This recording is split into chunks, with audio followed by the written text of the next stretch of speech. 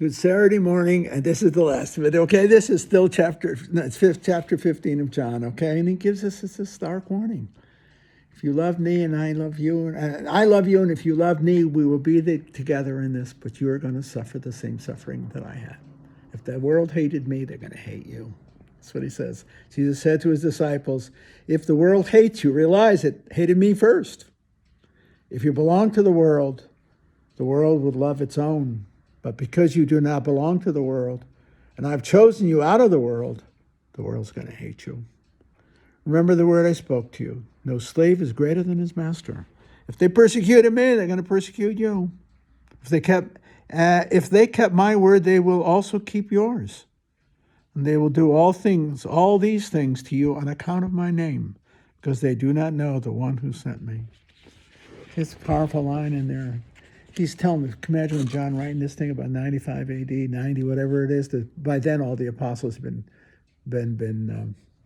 martyred. They're getting their brains knocked out, okay?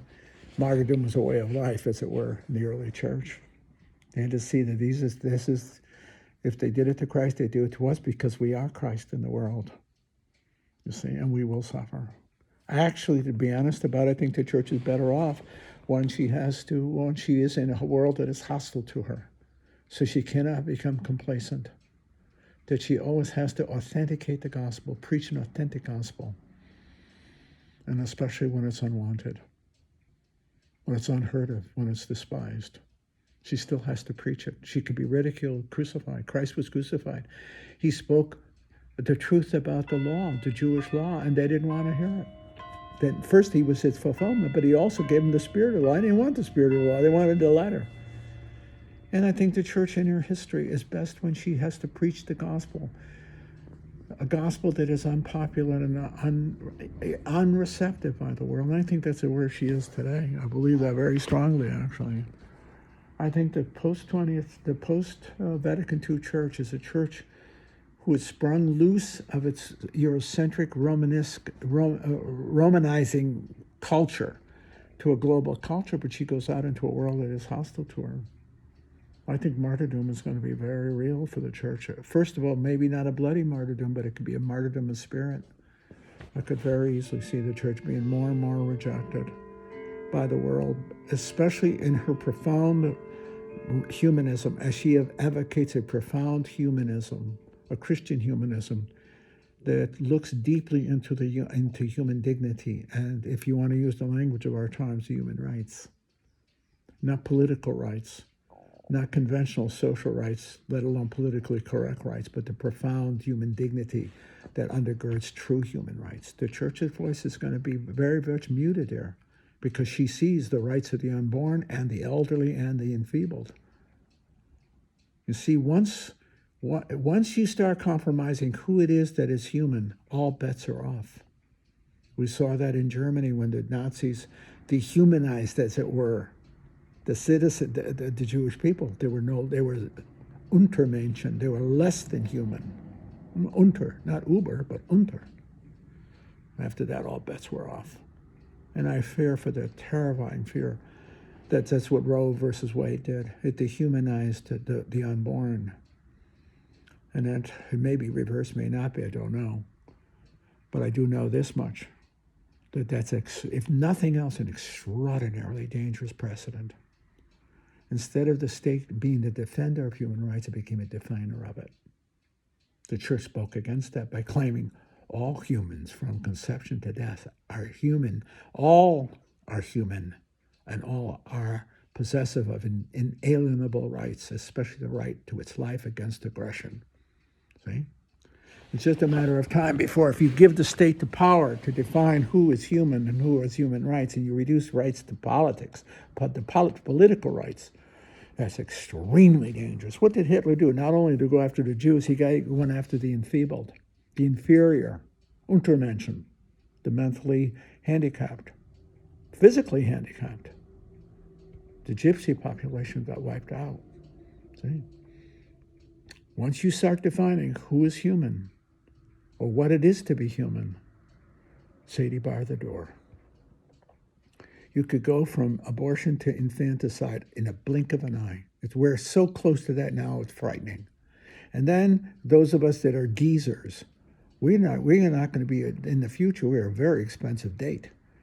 As we live into our late 90s, maybe unproductive and maybe dependent, we become, as it were, expendable.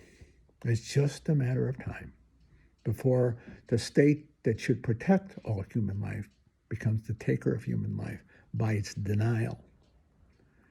Even if you're a pagan, you don't have to be a Christian. You just have to have self-interest, enlightened self-interest, to realize, be careful what the power you give to the state.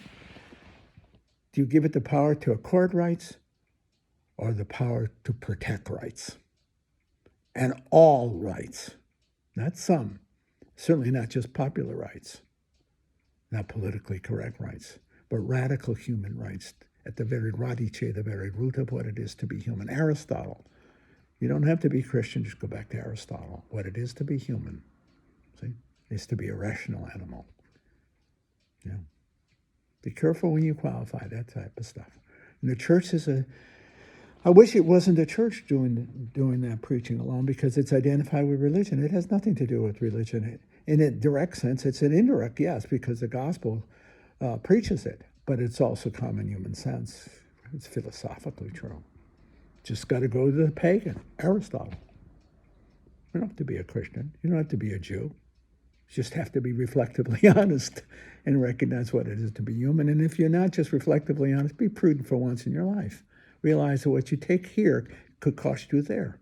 If you have no other interest than self-interest, that's okay. You're Hobbesian, that's cool. Not cool. I hate it, but you're cool. But guess what?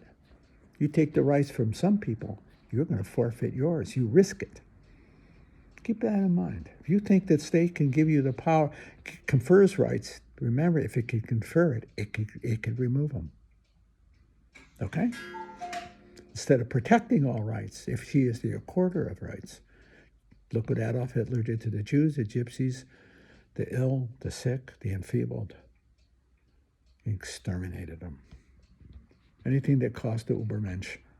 The Untermensch had to go to protect the Übermensch. Superman, as he sat in the bunker with a gun in his mouth.